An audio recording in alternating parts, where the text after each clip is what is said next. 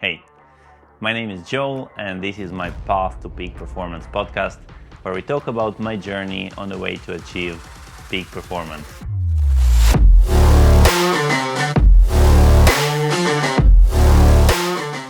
Last 2 weeks have been pretty eventful. We have a lot to go through, so let's get started. Badminton. Overall, both weeks have been pretty decent trainings and some improvement.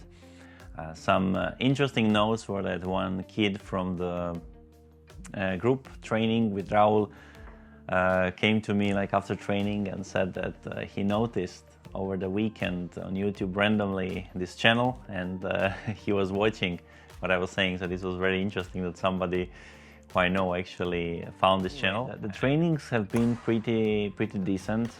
The beginning of the first of the 2 weeks has been, I was like a bit tired, but otherwise the trainings went pretty well.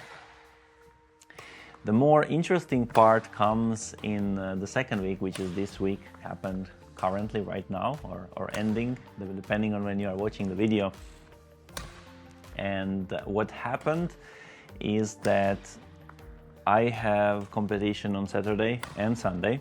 On Saturday I was supposed to play doubles with a friend Abdu. He is like a really good badminton player, but he chose to come and have fun with me to play doubles. I usually never play doubles, and we'll talk about that later. And on Sunday was supposed to be singles competition, and on top of that, next week on Thursday I was supposed to play in Finland in the international competition. So with so many competitions together, I felt that the whole week of regular trainings as is might be a bit too much for my ankle, since besides my ankle is not fully recovered from the twist yet, I'm still battling that Achilles problem that comes and goes on and off. And I decided to adjust training a bit so that I wouldn't overdo. And then on Monday, Wednesday, Friday mornings with Raul, we talked to do mostly this static training, where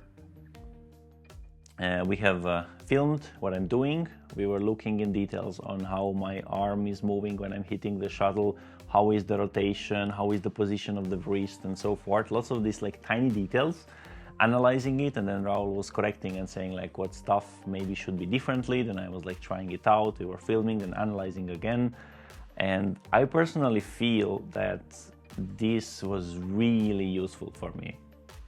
Raul says that yeah, this is like nice, but overall I need to like move, I need to be able to hit the shuttle and use what I have. It's not a beauty contest. These things come with time, and I mean, he is an experienced guy. He has been to Olympics, so I trust him.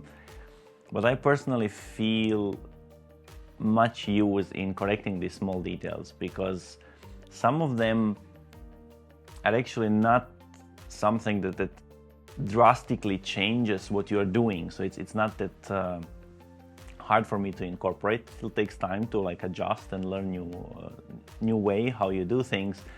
But when I feel more comfortable in the shots that I'm doing, I feel like I have more control. That it's a lot easier to play. Some of these small things can make a drastic difference, and I personally really enjoy these trainings, and I think that I've gained a lot of value and that I should do more of them. On the other hand, yeah, so those trainings were like really great.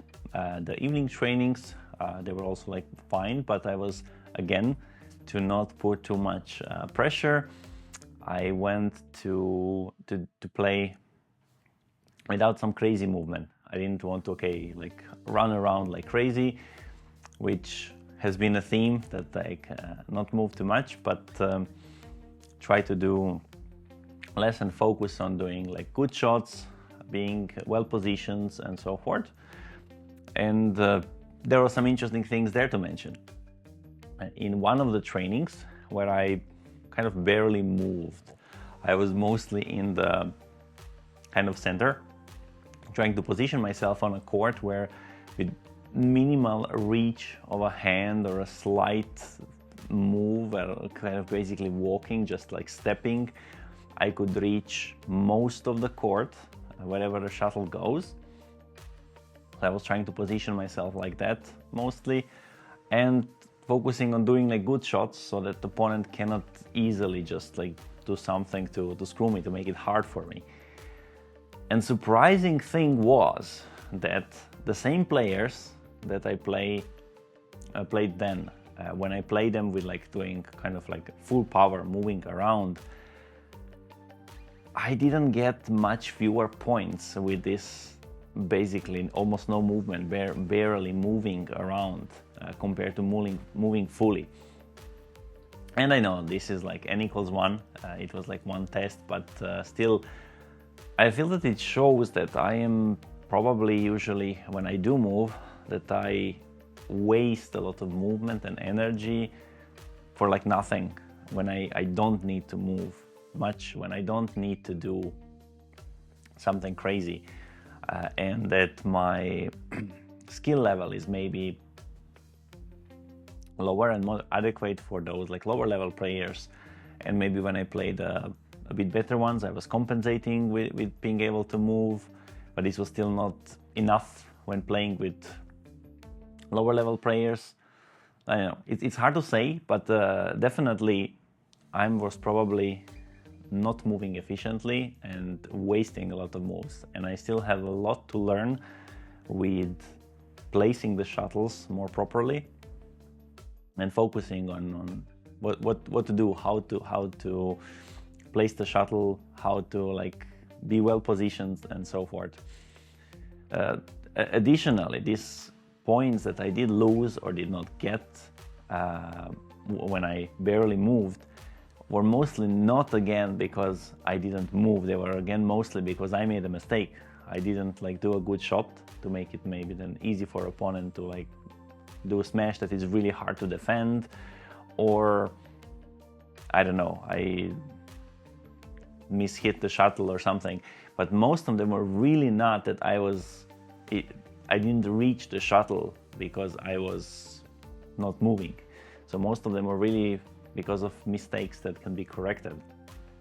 So that shows that really I don't need to move as much as I do when I play full power, in quotes. So yeah, I need to focus, practice a lot this stuff, and I think I'm getting a lot of value with playing the weaker players, because there I can actually focus on doing that. When I play stronger players, they're overwhelming me, and then I by default go like move around like crazy, and I can still like play them, but yeah, I'm totally out of control. So this is a useful learning for me, and I hope that I get to utilize it to improve my level a lot. So yeah, what else? Yeah, now to the tough parts. Then we got to the weekend on Saturday.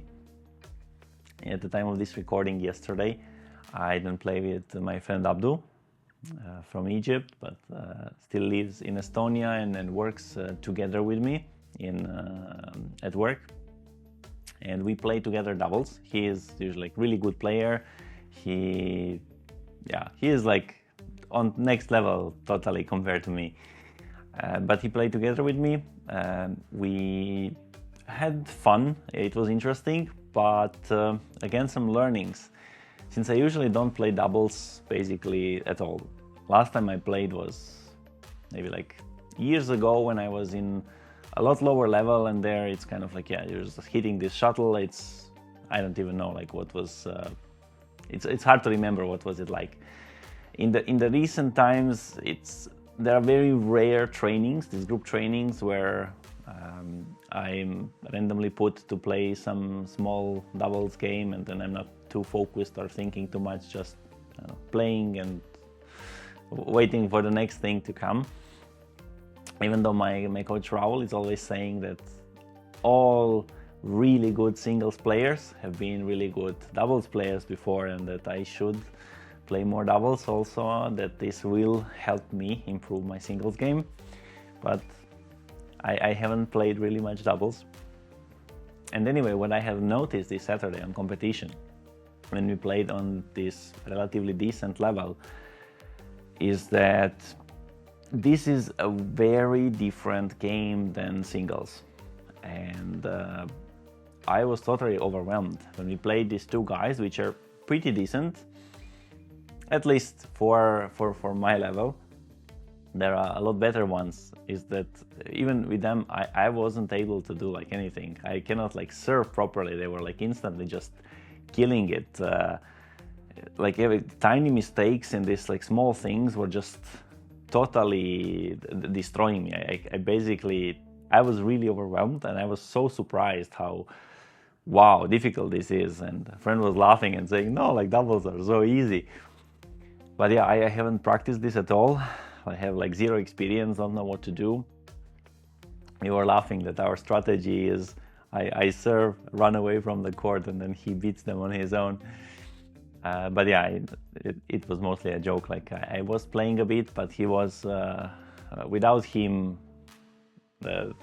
It would be totally different story there. He did like most of the job himself. It was still good experience for me. But yeah, the big learning is that these like doubles are very different from singles. And yeah, maybe there is something that I should like look into a bit to potentially gain some value for singles as well. But yeah,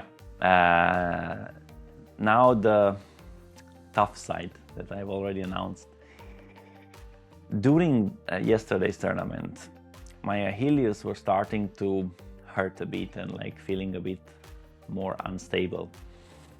And after the last match, I was already feeling it just when walking, which is definitely not a good sign. The next day, today, I was also still feeling it when walking. Nothing crazy, it is like a bit better, but it's definitely not for going to play singles competition. So I withdrawn from the competition, and I'm not playing today. I'm recording this episode instead. I was usually record on Saturday, but I was waiting to record on Sunday after the competition, so that I put the competitions in the episode as well, so that the Sunday's competition doesn't wait 2 weeks. But yeah, I am not playing it, and I will not go to Helsinki to play this singles competition, international one, because I need to take care of this Achilles, and it doesn't make sense to go play there if I'm not playing it at full power. So far what I have been doing is that I feel something, and then I adjust a bit with Raul. We like do a bit lighter movements, etc. Like I pay more attention for a few weeks, then I don't feel again any pain. It feels better. And then I start playing a bit more, putting like a bit more stress, not because I'm planning to, okay, now I will stress it a bit more, but it's just, you want to move, like it's enjoyable, and you like feel it, like if you feel like strong and that you can move, it's hard not to. And then in a few weeks after that, I again feel something, and then adjust, and it's going back and forth like that. And this just doesn't make sense to do like that, because it's hard to progress when I'm constantly doing like this pickering a bit with how much pressure I put, how much not, then like a bit pause and so forth. Tendons and ligaments take a lot of time to adapt. Muscles are growing fast, muscles are healing fast. Tendons and ligaments can get stronger, can heal, but the process is a lot slower. It takes several months, based on like research I read, I'm not an expert, to see adaptation in ligaments, tendons.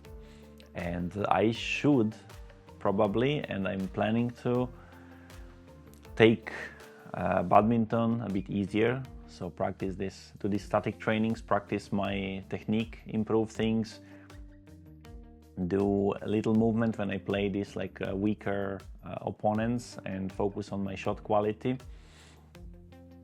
for at least few months, regardless of how good I feel, and in parallel do lots of those simple and boring exercises for strengthening the tendon.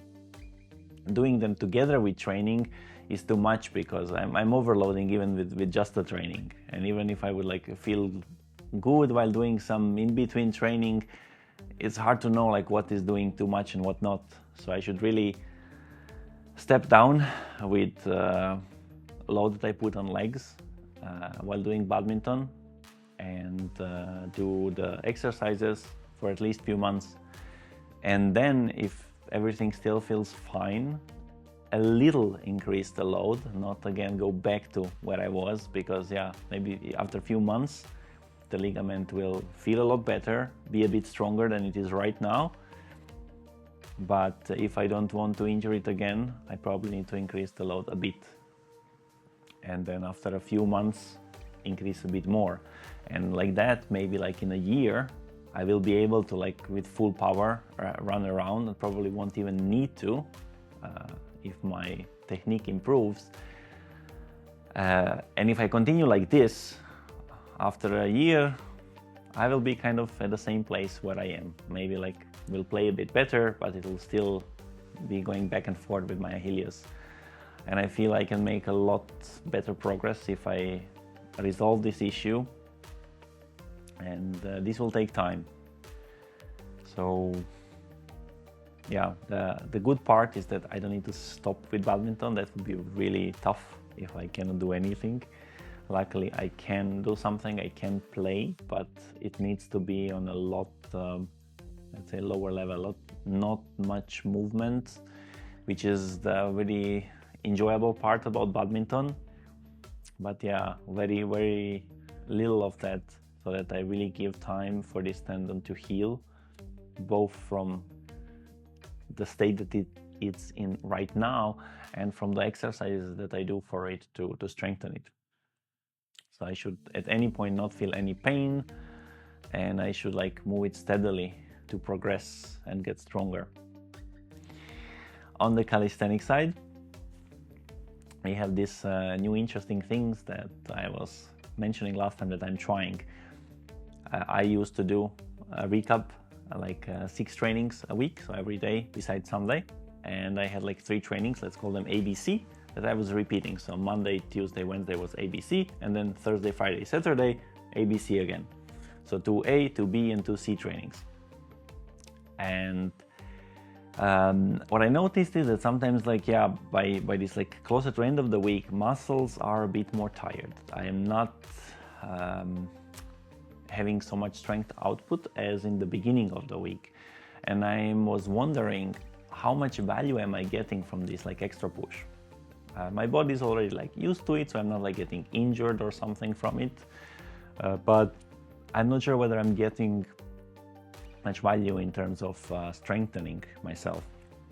So the idea was to try to reduce it, to do 3 instead of 6, with a day in between of break, and like really focusing then on like better quality for those 3 trainings. I'm not trying to say that currently quality was sloppy, but try to even like improve quality and have this like rest day in between. So these 2 weeks right now that we are talking about in this episode are the first ones when I was trying it. So what are the results? It's hard to say what are the results in after these 2 weeks, but I can say how it went. I would say that surprisingly, I still felt sometimes that it's tough to do trainings. Sometimes maybe even a bit more than when I'm doing them every day. Maybe this continuity of doing them every day makes you kind of like used to. And like this, when you have a break, then the next day you have trainings, you are more like, training again or something, I don't know. But it could also be that these weeks have been a bit more busy at work, so I didn't do most of those trainings in the morning, or sometimes in the middle of the day in between meetings or something, but in the evening.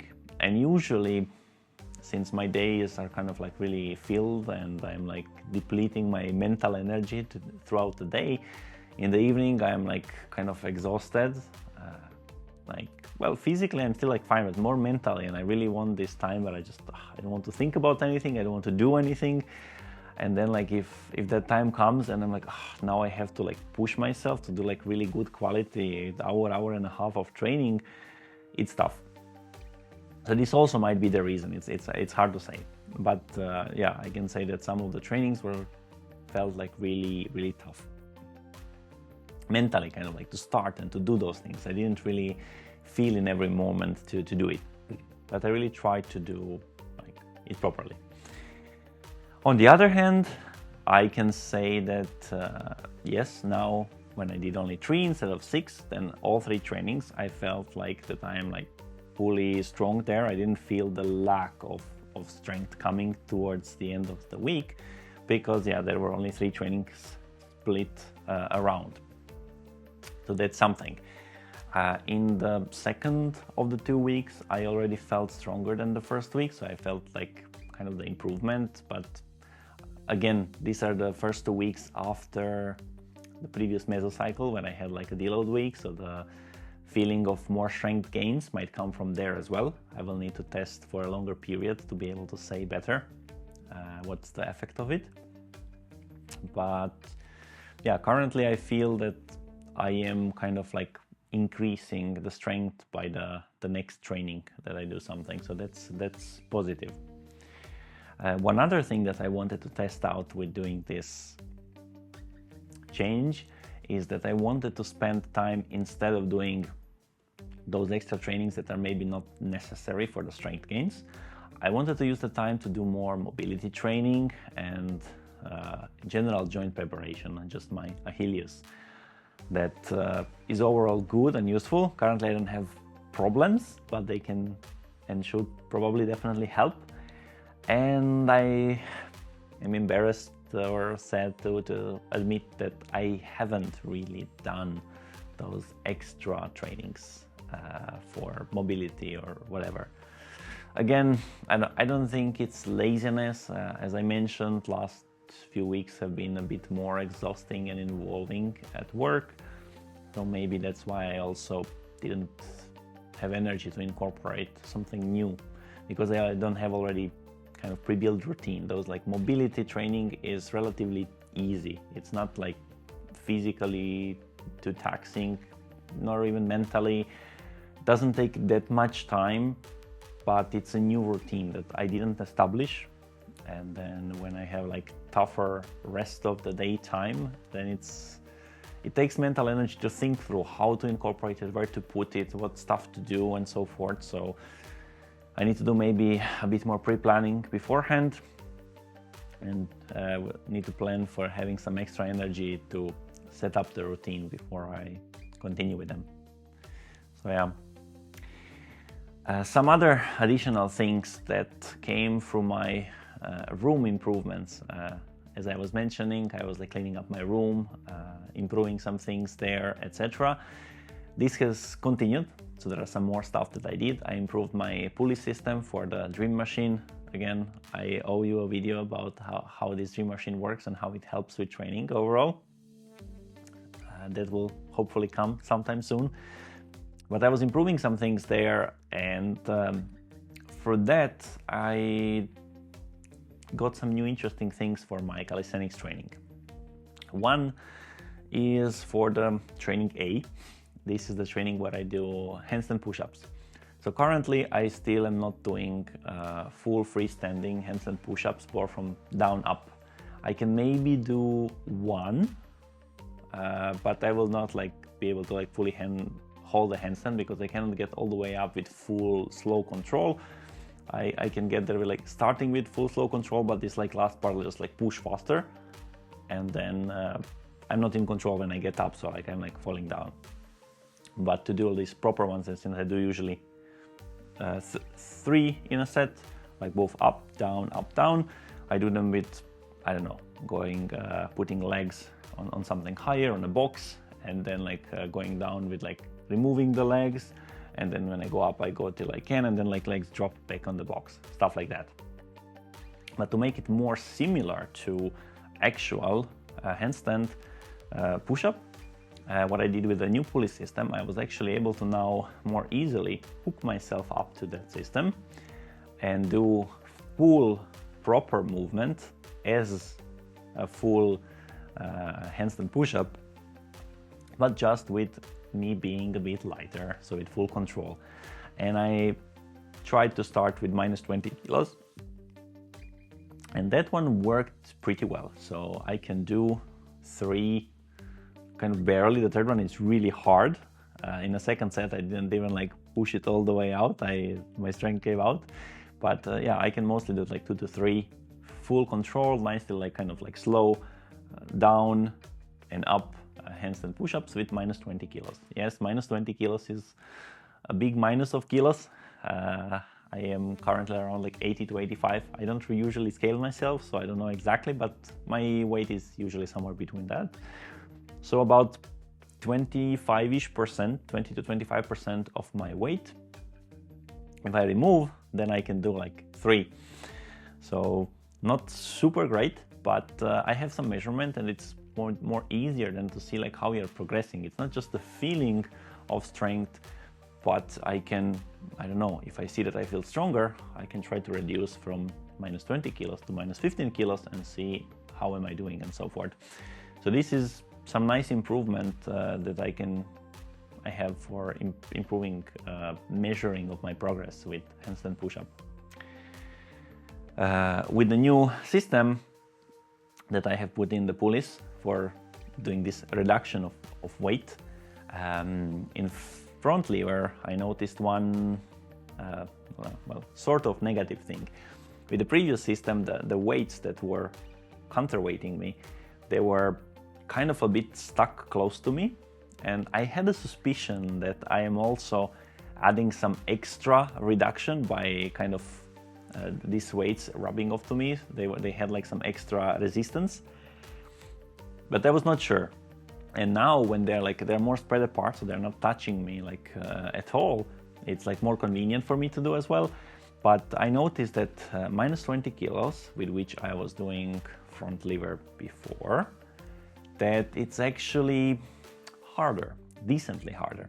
Maybe I was just weaker this week, but I have noticed this, and I think that it's more because they're not stuck to me anymore, so they don't provide more than minus 20 kilos help, but exactly minus 20 kilos. So I will need to probably reduce that or increase, depending how you look at it. I will try minus 25, maybe I don't need like minus 30, and let's see how we go from there. But now at least it's not cheating anymore. So yeah, other than that, yeah, I think the trainings went pretty well. I didn't do much leg training. That's ones I'm still kind of skipping. My idea was that on Saturdays, if there is no competition, I would go to the office. There we have some gym where we have weights, and then I can do these like squats with extra weight. I don't have this stuff at home. I have like nice rings and this like gym machine set up and so forth. But I don't have like any weight. I have some plates for this, making myself lighter or like heavier if I do like some dips and so forth. But yeah, no proper system for doing with this like barbell and stuff. So going on Saturdays to the office to do that, I can also charge my car there. I have electric car and I have free charging in the office, but I usually don't go too much to the office. Well, it's a separate story, but anyway. So I was thinking on Saturdays I could do that, but I haven't started yet. This Saturday was competition anyway, so let's see, maybe next Saturday. But besides the legs, the rest of the body, I feel that the trainings were pretty good. I also feel less exhausted at the end of the week from this training. Usually like exhausted can mean that like you gave some stress to your body will get stronger, but again, we are testing this hypothesis that maybe I don't need to stress it that much and get almost the same results, so let's see. So this was it about both badminton and calisthenics. My room is much nicer now. It feels great. The training system is improved. Maybe I shoot some videos and show you a bit how this looks like. But other than that, not much news. Now let's see how badminton goes without this crazy movement, and I hope I can stick with it so that I get to improve and become better and heal my Achilles finally, so that I don't have these issues anymore. Thank you for watching, listening, and see you again in 2 weeks.